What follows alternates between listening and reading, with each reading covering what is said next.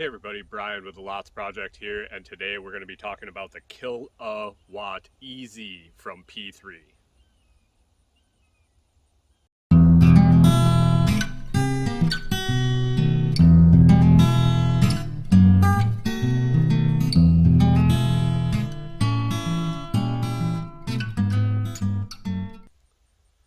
So the reason I have the kilowatt out is we are going to be starting up a power analysis on my new Starlink RV system.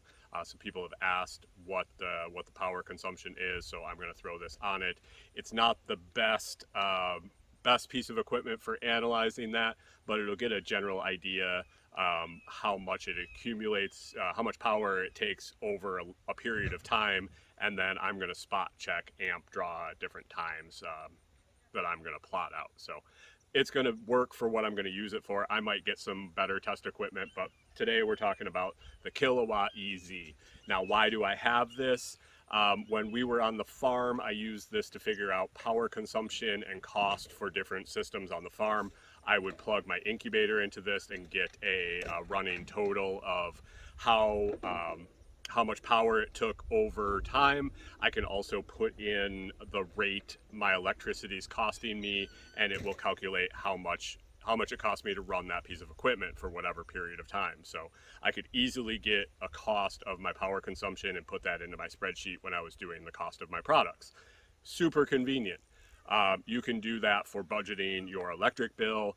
You could do it for all sorts of things. Now we left the homestead, we're on the road, we're in the camper. Why do I have it now? Well, I threw it in the box, and for occasions just like this, when I get a new piece of equipment, I want to see how much power it's consuming. If I'm having trouble with my solar system and keeping up with power consumption, I can start testing and seeing what's really drawing the most. So I thought it could be a useful tool. I threw it in my tool bag, and look at this, now I'm going to use it. So I wanted to show you how it works, and then yeah, there'll be a link for this down in the video description, and definitely pick one up. They're an easy tool to use and relatively inexpensive. So let me get this plugged in. You have to have it plugged in to see the display. So I'll get it plugged in and get it close up to it, and we'll run through the screens and how it works. All right, so I have this plugged into house power for the camper. We're running off solar batteries right now and inverter, and that's why we're at 118.7 volts. But once you plug it in, the display comes on. You have a few different buttons here across the top, so it will display your line voltage. You can cycle through. There's power factor. That's hertz, so frequency, volt amps, wattage, amp draw, and the voltage again. So that is amp draw. There's 0 because I don't have anything plugged into this. Now, if I had something plugged into this and it was drawing power through it, these would be lit up. So if I go back to, this would be your home screen. If you hit menu, you're going to go to a cost.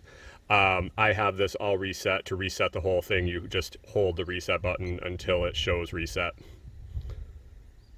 There you go. So your menu, you'll go through how much it costs you in total from the time you plug the item in until the time you're looking at it. That is going to be the rate of the electricity. To set that, you're going to hit and hold set.